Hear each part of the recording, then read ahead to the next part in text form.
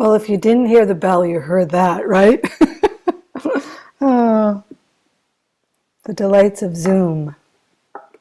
That must be a real person on there saying that. There's a story, I don't know if any of you have heard of Deepama. Deepama was this Indian woman who lived in Calcutta, very, very meager means in her life, lived in one room with her intergenerational family, children, I think her mother, and she, there's a beautiful book written about her. A lot of my teachers were students of hers. And it was really through her, the losses in her life. I think, I don't have this totally accurate, but I think her husband and her daughter died very close together. She had some health problems. And the story goes that she was in such emotional heartbreak that she literally crawled on all hands and knees up the steps of the meditation hall to ask for teachings, to help her heart. And as the story goes, and this is not fable, this is true because my own teachers were her students. She really was, she became fully awakened. And when someone asked, Deepama, what's in your mind? She said, peace and love. That was it. And people would come from all around the world to her little one-room place to get teachings. So why am I talking about her?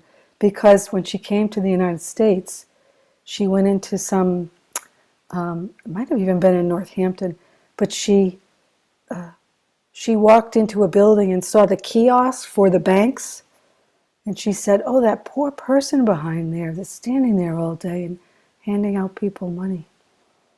So it just made me think of her, that, I don't know, maybe it's a robot's voice. I don't think I'm going to contemplate that any longer. Good morning, everyone. And I hope you had a good rest. And this is our last day of our retreat, but a full day. So if you can really devote yourself to the practice today, it will only benefit you, for sure. And, if the practice today means that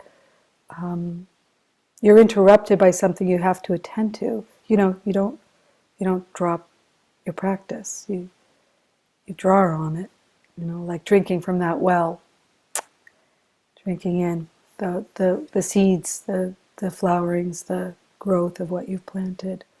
So let's start our meditation this morning. I'll give some instructions, and then you can engage in that in your practice.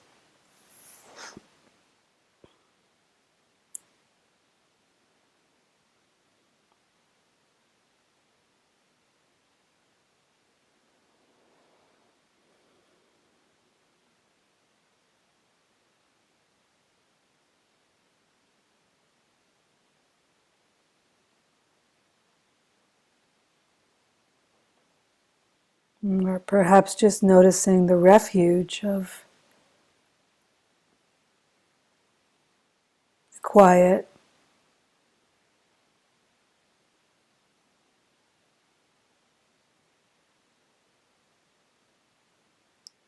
or the refuge of connecting in a simple way, in a very simple way,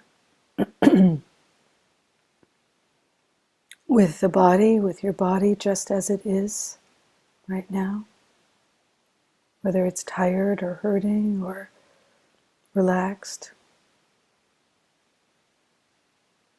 open or closed. The refuge is that capacity to be with,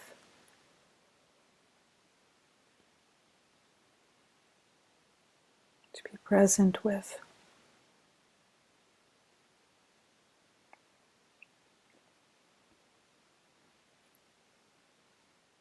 In a non-preferential way.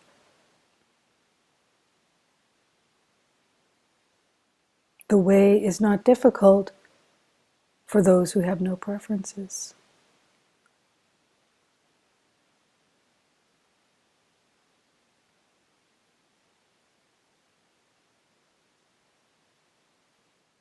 And can we include not having a preference for not having a preference?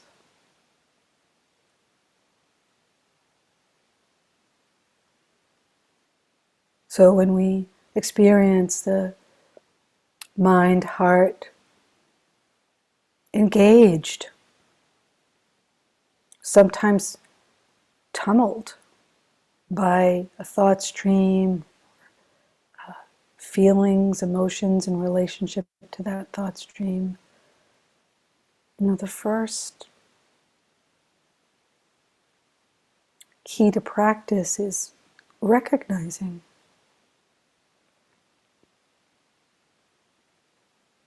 Recognizing what's happening.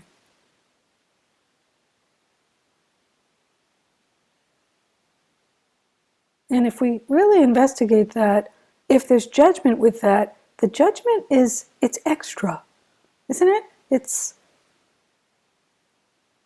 recognizing is non-preferential. It's just noticing. It's curious.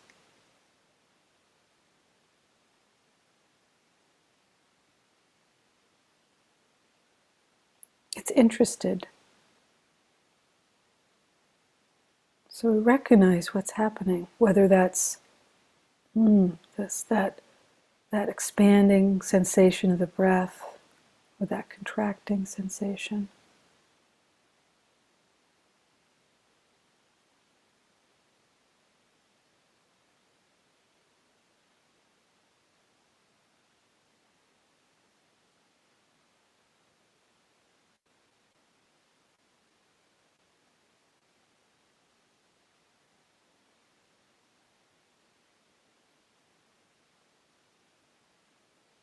Or the coolness or warmth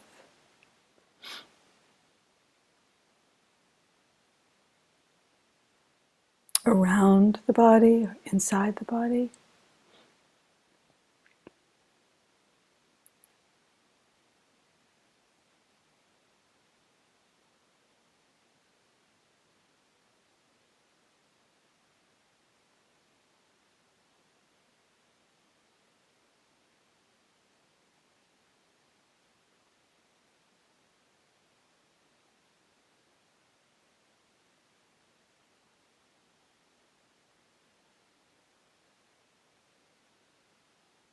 Or sound.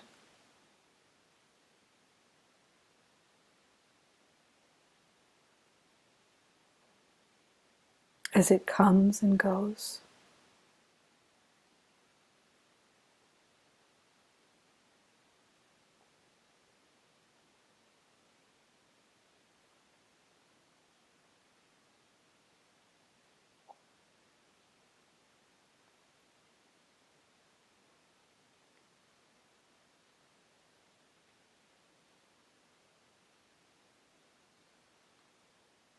Or that sense of touch, that sense of connection, contact.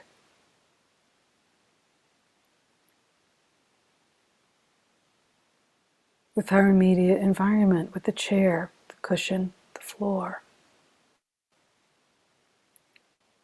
It's a very tangible place to strengthen mindfulness with, just connecting with the sense of touch.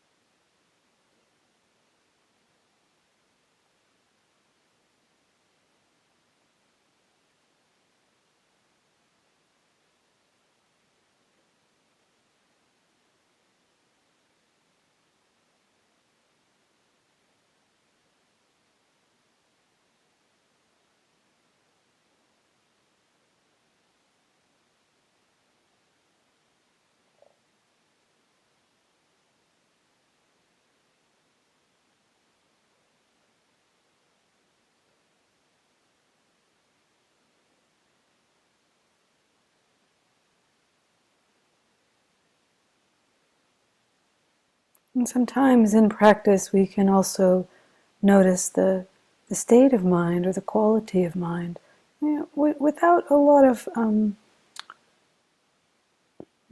over-analysis. Is it this or is it this? And it would kind of keep it simple. Like it might be, we can sometimes know when the state of mind is irritable. So again, we can recognize that without grasping onto it or over-identifying with it. It's just a state of mind. So we can make a gentle awareness, recognizing, it's irritability right now, or confusion or doubt, or longing, wanting, or tiredness.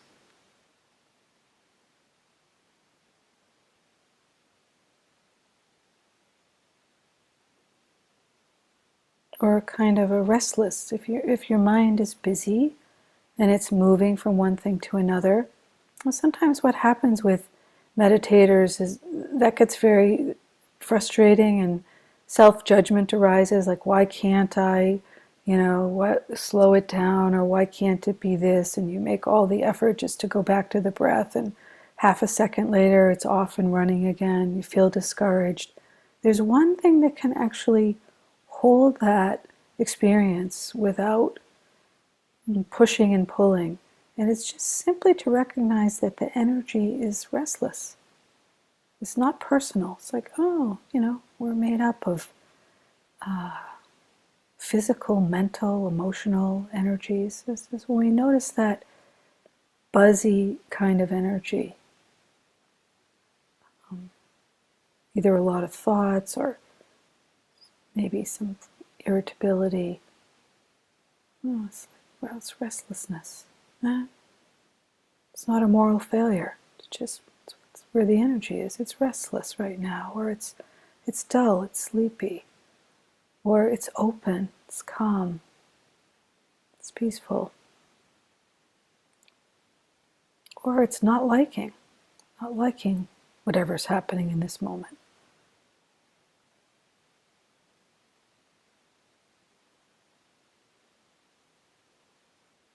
So you don't have to go fishing for it. It's more, as you settle, as your body settles, as you connect with the breath, connect with your anchor, rest in that, root in that.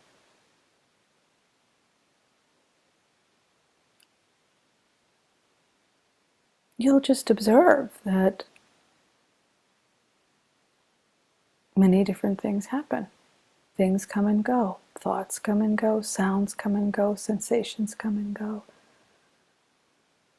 States of mind come and go. So if we know the truth of their comings and goings, and we know the truth of they're really not personally driven, even though this being is experiencing them, then we can turn our attention to acceptance, even interest. What's this?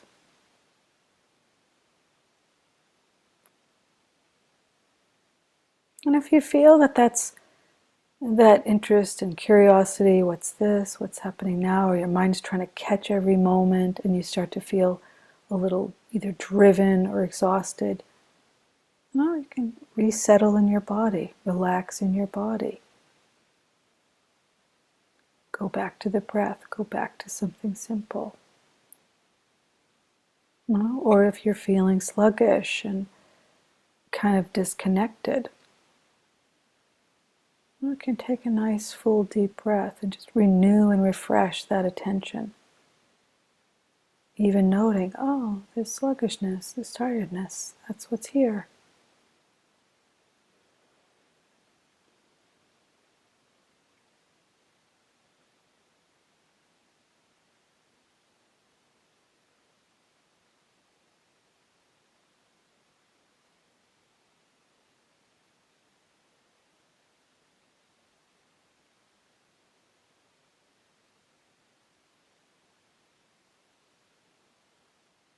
because we're human and we're not robots, we're not meditation machines, the stories of our lives appear in our meditation practice. This is not your personal failure to meditate. This is an incorrect view if you're thinking that way. It's not true. It's natural that these stories in our lives arise. They may be very present in our lives, they may be past, they may be imaginings of the future, planning. They sometimes can be dreamlike, they don't even make sense.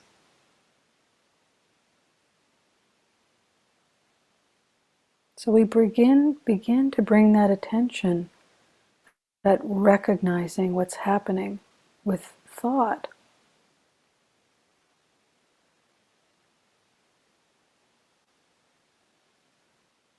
And we all know with thought, oftentimes, particularly with repetitive thought or thought where there's some energy in it. What do I mean by that? There's a wanting in it or a not wanting. There's a story about self or other. Inevitably, what's driving that thought is some emotion. And for the purposes of meditation, again, this is not so much analytical, but investigative, if you can feel the difference. So you're not trying to think something through, you're actually feeling something through. So when you notice thought, and particularly if it's got a charged energy to it, you can drop underneath it, as I said before. Just say, what's fueling the thought? Or just even drop into the feeling in the body. Recognition, acceptance, curiosity.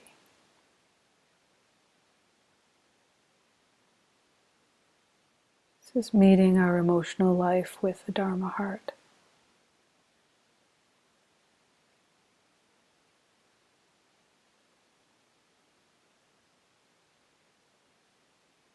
And so we might notice, sadness,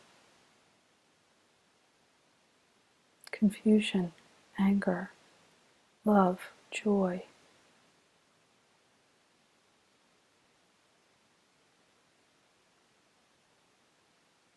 Frustration.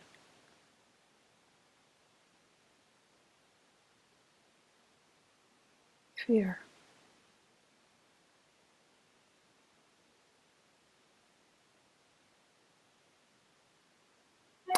If it's not me, and I don't have to change it, then maybe I don't have to fight with it or get lost in it. Just recognizing it with that spacious awareness.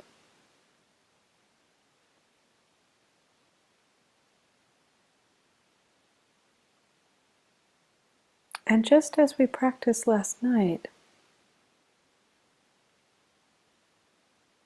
can we include some tenderness? Because oftentimes these feelings are very difficult to meet. Sometimes it feels impossible to feel them. They're so overwhelming.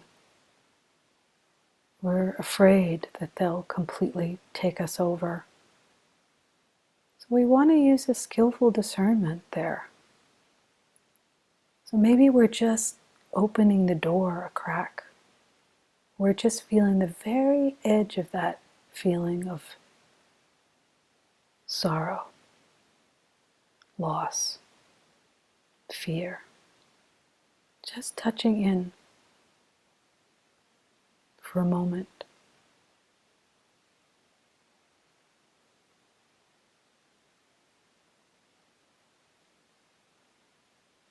Or if there's experiences of opening and peace and joy, similar.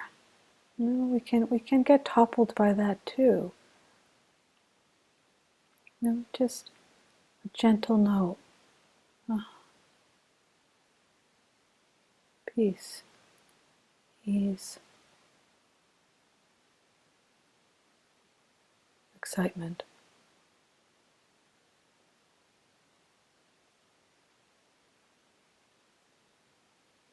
We recognize, we accept, become curious in this field of open awareness, imbued with care, imbued with tenderness for this human life that's being lived right here, right now, in this very moment.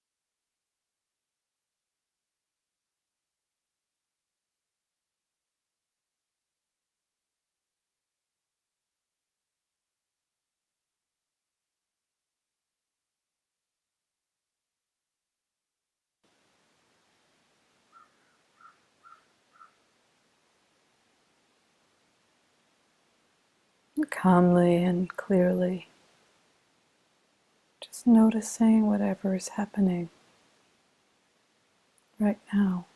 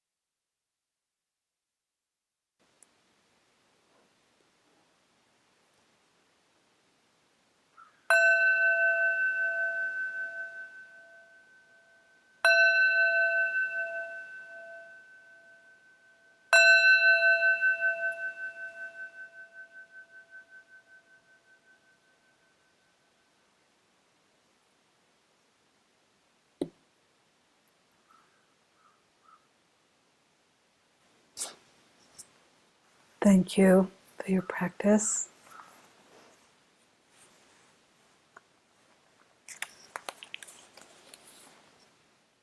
So just a few announcements for our day, and maybe Coral, you could put the screen up for the daily schedule, even though I think all of you have it. Sometimes it's helpful to just see it visually.